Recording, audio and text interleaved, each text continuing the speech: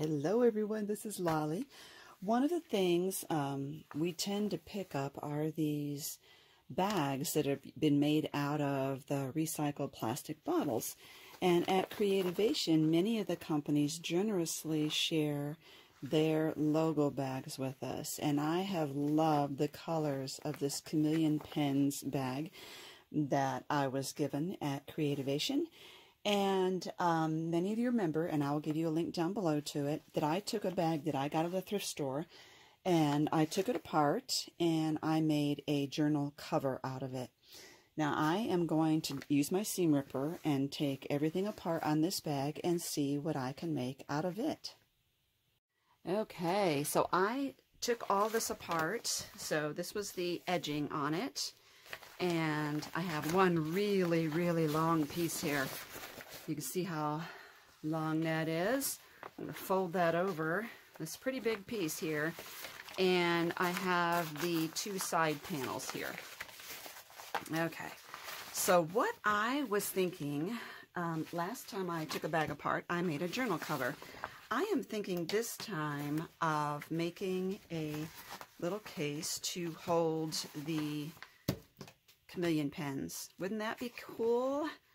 So here's what I was thinking. The pens are really long, and so I was thinking of possibly using, let's just show one section of it here, maybe like starting here and then putting markers in, and I'll bring this down here, I think, because I'm just making this up as I go along. So I was thinking of putting a marker in there, and then making pockets all across here with these two flaps that I have, these two side flaps, and then pull the top down as a means of a flap to keep the markers in, so that when you fold this case over with the markers, it kind of keeps the markers in it. But just a case of measuring here. So I'm thinking that what I'll need to do is sew this in here, and then figure out how much room I need to put a marker in. And then what I'll do is I will sew across here at intervals to allow it to hold a marker. I don't want it to be super tight to where it's really hard to get the marker in. So maybe if I marked it with pencil, that would be an idea. This is what happens when we make it up as we go along. So from here, oops, I already lost that place there. So I just want to think that if I sewed right there on the stitch line that's already there,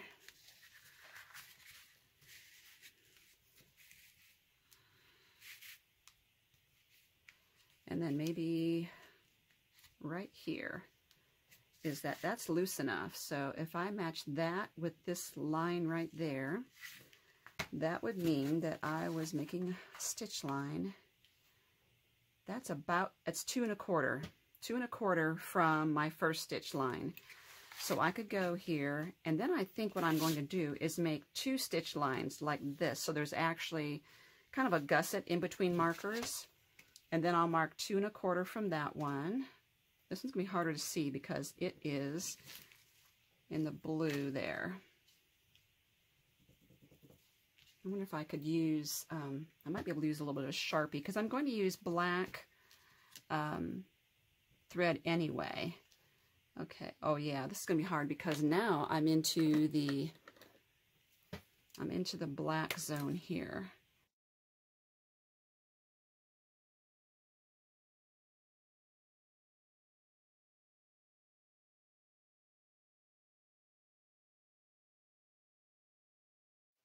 We'll see how many markers I can get in this one. I'm not really sure. And then 2 1/4 from there. And, oops, I just messed that up. And then 2 1/4. I think when I get there, what I'll do is, let's see how many markers that holds. 1, 2, 3, 4, 5, 6 of them. That's pretty long. That's going to be a really, really wide marker case. So I'm thinking maybe 4, and then leave a space so it can fold, and then do 4 more. So 1, 2, 3, 4. And then I'm going to have, let's see, how much space do I need? I really want it to be able to fold with, like, I'm thinking of when it folds over, it needs to be able to go up pretty high there and fold over with markers in it. So I want to have at least an inch. So I said 1, 2, 3, 4 markers, and from here I think I will add, I'll have to ignore all my other marks here. Ooh. Oh, you know what? I keep forgetting. This is going to be all bunched up, so 5 markers or 6 markers isn't going to take up that much room. Let's see how much room I have here according to this. Now I've got that one there. I'm going to mark my second stitch line, and then I see that from here to here is actually 1 inch and 5/8.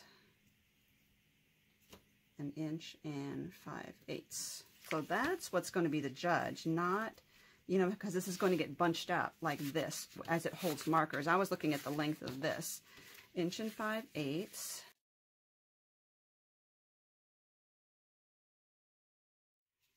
And I have my new ruler here. I should be using this one.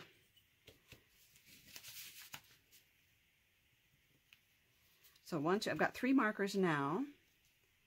And then 1 inch and 5/8. Ooh, that is nice. This is by Vector, Easy Read Ruler. And then 1, 2, 3, 4. Oh yeah, I can get 5 markers on each side. Okay, 1, 2, 3. I keep counting this out. Oh, look, a chicken. Okay, so now 2, 3, 4, 5. 5 markers. And now what I'm going to do is I'm going to have, I think I'm going to make this 1.5 inches easily, because I need to, so what I'm saying is I want markers here, and then I want the big gusset down the middle so it will fold over easily. And let me go get another marker.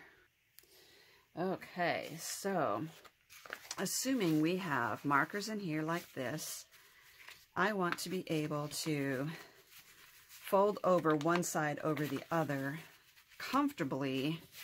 Oops. Like that. So I'm kind of trying to figure out, that's about 1 3/4, I think would be a good amount. So I'm going to measure 1 3/4 here for that gusset before I start another set of markers. There we go.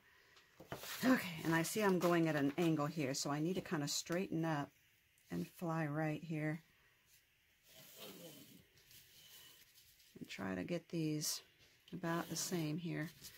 Okay, so when I run out of this, so I've got one marker, 2 markers, 3 markers, 4 markers, 5 markers, then this is my gusset right here. I'm going to erase the one line, and I said 1 3/4, so 1 3/4. And then what I'm going to do is I think I'm just going to cut off this excess and start my next flap there and overlap them. So I'll make sure that I use a good straight edge so that I'm cutting this and not at an angle. And that will be where I will shorten that one, and I will copy all my marks onto my other flap right here. This one here. I think I'm going to make sure that the reading on these are all facing the same way. Okay, so I'm going to continue marking this, and then I'm going to take it to my machine and stitch on all my lines. Okay, so I want to show you what I'm doing here. What I do is I mark from the first stitch line 1 5/8 inch over, and then another 1/4 inch. I'm drawing 2 lines going down, and then I marked, let's see, now I've already forgot, 1 1/4 inch, I think, from here to here. And so I'm lining up these 2 lines with those 2 lines, which creates this little bubble here. And then you can see this is going to hold the marker right there. And it's not going to be too loose. So then what I'm going to do in the bottom, after I get all of those done, I'm going to flatten the bottoms out like that and stitch the bottom up like this. So the markers will fit in this way. and then I'll make the flap come down just to kind of enough to keep the markers in place and not flop out. So that's my theory. We'll see how it works out. Okay, wow, I've been sewing quite a bit. So now I have 5 marker pockets, this big gusset here where the thing is going to fold, and then 5 marker gussets, pockets. So now I need to finish this off, and you can see by the zigzagging here that I had actually made some incorrect measurements as I was going off cameras, and I had cut this off, so I had to splice it back together again. And I just love the colors. It is so pretty.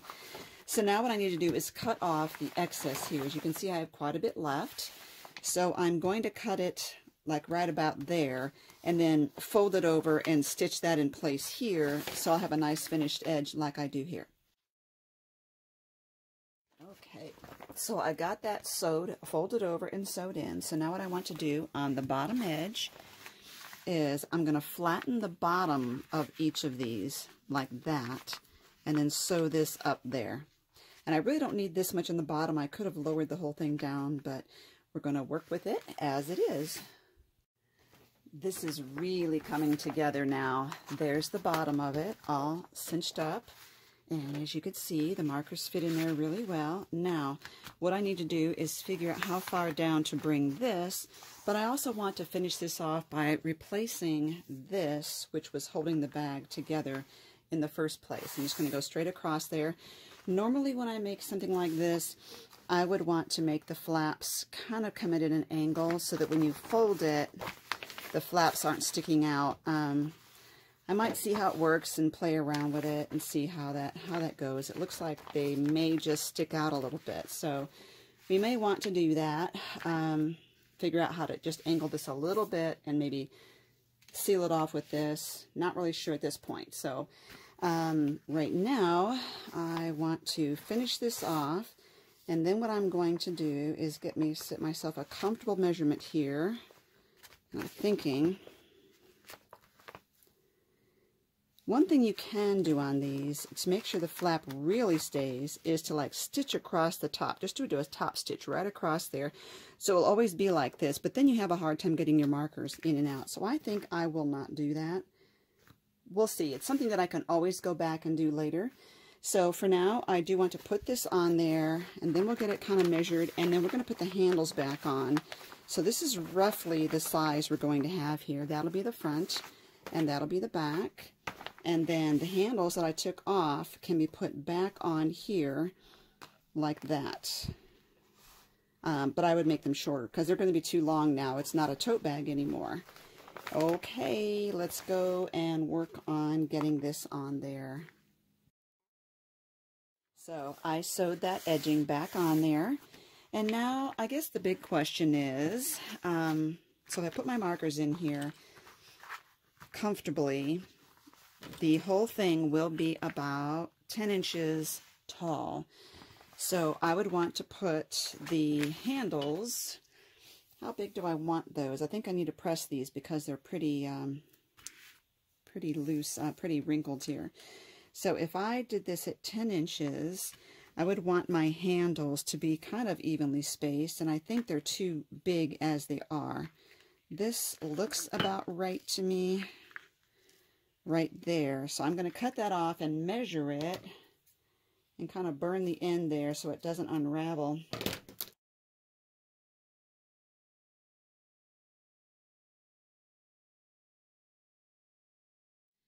Okay, now I said this was going to be 10 inches before when I was done folding the flap. So I'm going to put my ruler down here at the 10-inch mark and figure out where I want these. I'm going to stitch these on, and the way to do a handle is to keep the thing flat and just swing both ends over like that.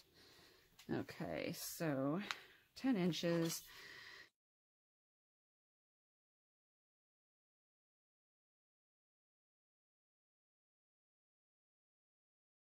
That'll be about right, between the 7 and the 8 mark and the 2 and the 3-inch mark, because it's 2 inches from here and 2 inches from there. So I'm going to mark this. So I know I moved, so let's make sure. Oops, 10. So I said between the 8 and the 7, and between the 2 and the 3. Now I'm not looking straight down over that, so I will make sure that I look straight down when I put these up, when I put these both on. And here we are. This is the completed marker bag. So I measured 10 inches this way, and it is approximately about 11 this way. So it's got a carrying handle right here. I shortened it from what it originally was. And again, if I don't like how floppy this is, I can always top stitch right across here. And then I would have to just forcibly open it up. So this one holds 5 markers on this side, 5 on this one. But what I've discovered was that because I made my pockets loose enough, I actually can fit, at least I thought I could. Yeah, I could fit 2 markers in each pocket. So isn't that great? That's like an extra bonus there.